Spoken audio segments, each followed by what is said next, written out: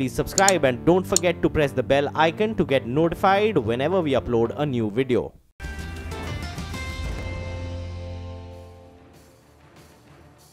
Welcome back. The big story this morning, rain deficiency in rice-growing states like West Bengal, Odisha and even in Chhattisgarh.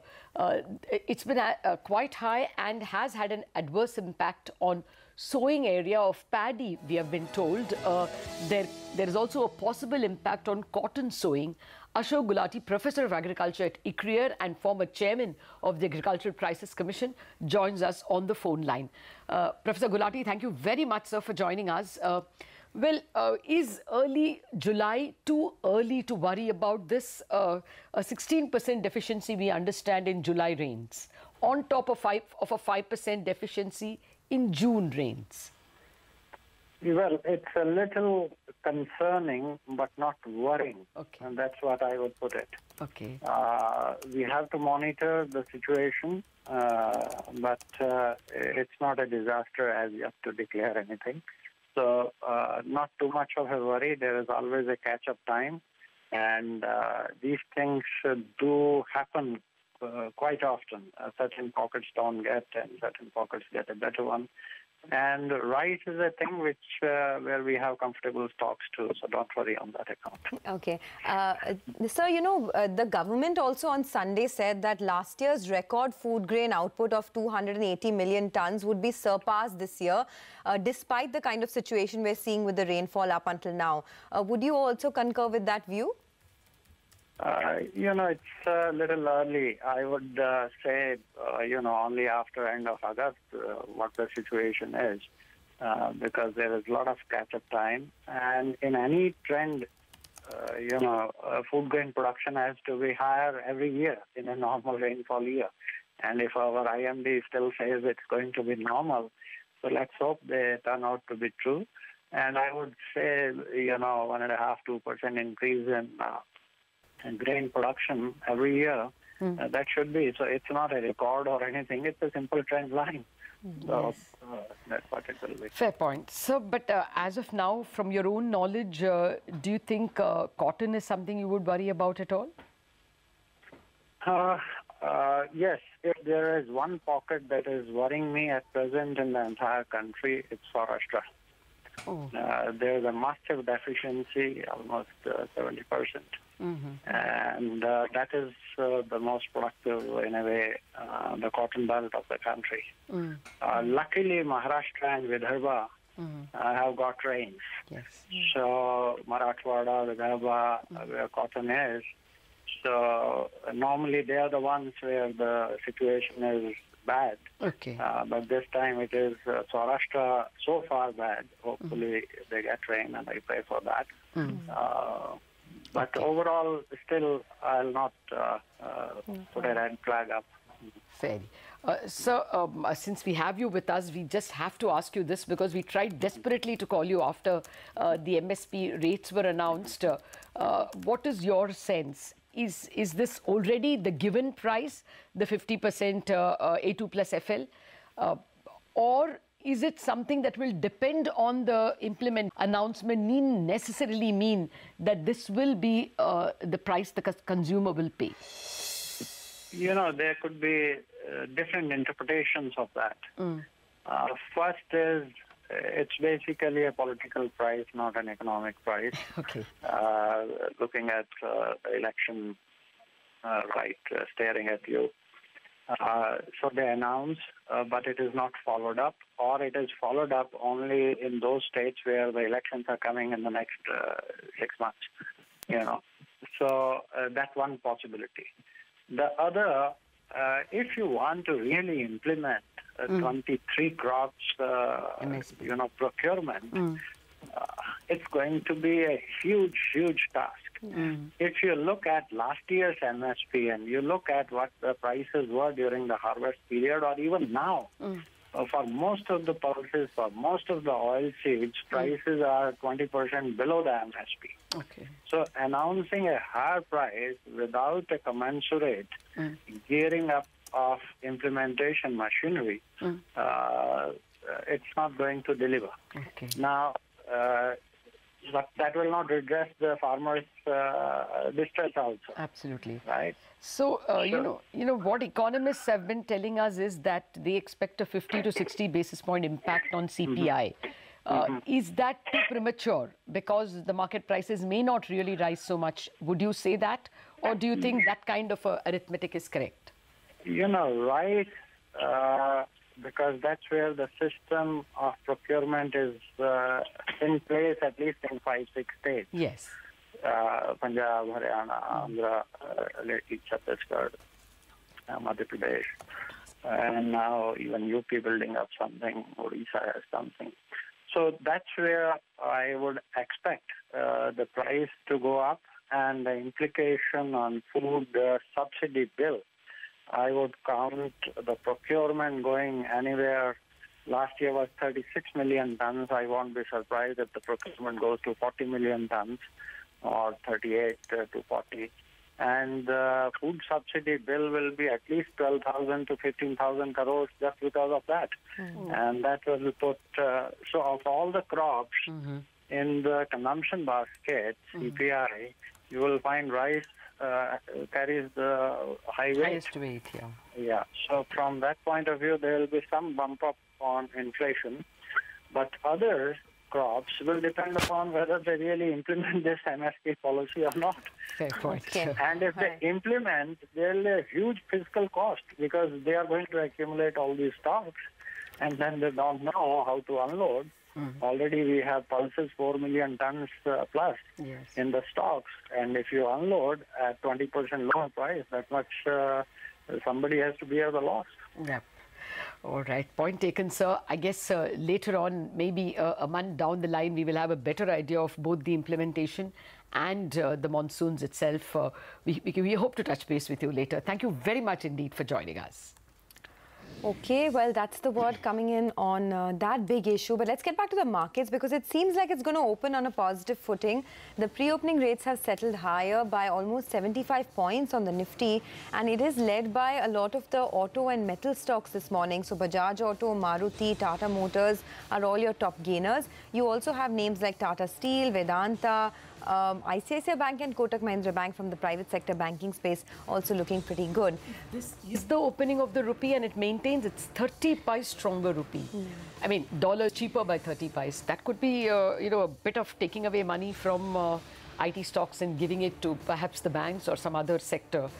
This is just the early morning rate, but it's a substantially stronger rupee. Okay, a substantially stronger rupee, and do keep an eye out on some of these stocks in the broader market. Sterlite Technologies, of course, after that order, after that acquisition that came through, you have a couple of others like Ashok Leyland that have seen a big rise lately. So we'll keep tracking these names for you. In fact, SP Tulsian of sptulsian.com joins in. Mr. Tulsian, good morning. All of last week, you have been telling us that Ashok Leyland is a stock to buy. In fact, it saw a big surge on Friday as well. But at this price of 135, does it still make sense? Yes, Sonia, it still makes sense because if you really see the kind of sales they have shown, you know, they have posted, that will going to show the better Q1 numbers, and Q1 numbers are, I think, scheduled in the month of August.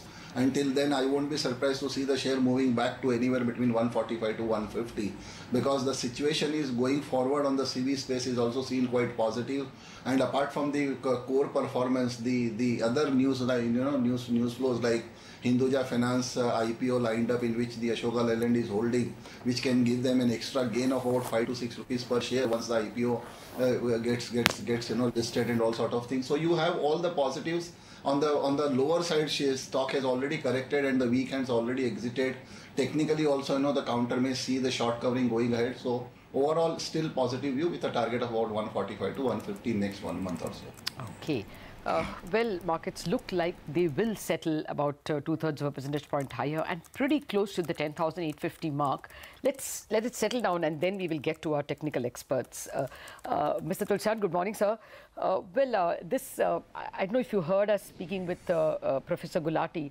He was worrying a bit about the Saurashtra cotton crop, where apparently the deficiency in rainfall is particularly stark, though he says Vidarbha and Marathwada will make up for it.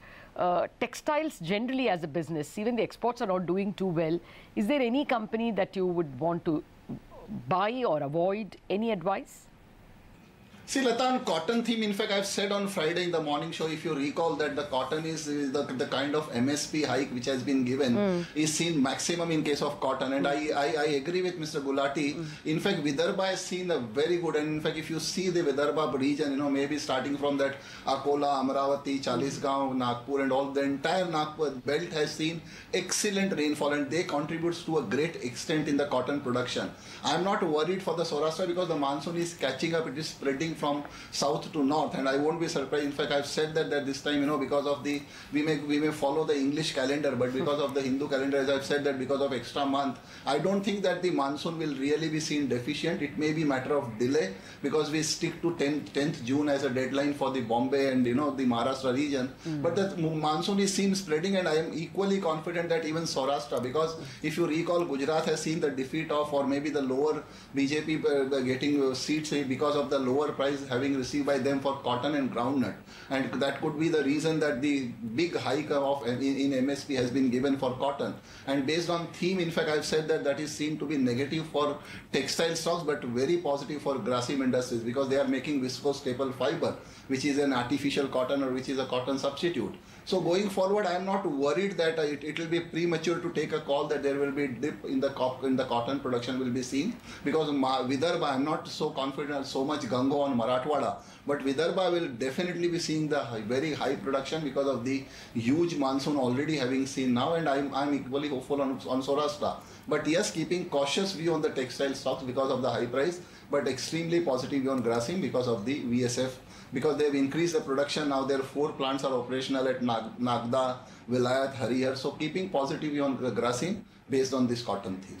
Okay, well, a couple of more stocks that you'd perhaps want to look at. Tata Steel is up almost about 2%. In fact, it's the biggest Nifty gainer right now. So keep tracking that one. Sterlite Technologies has moved up post that Metallurgica acquisition.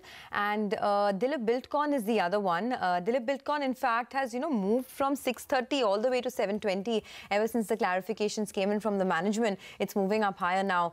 Mr. Tulsian, on Sterlite Technologies, at one point, you know, a couple of years ago, it was the biggest gainer. It created a lot of wealth for investors. But 2018 has been pretty rough for this one.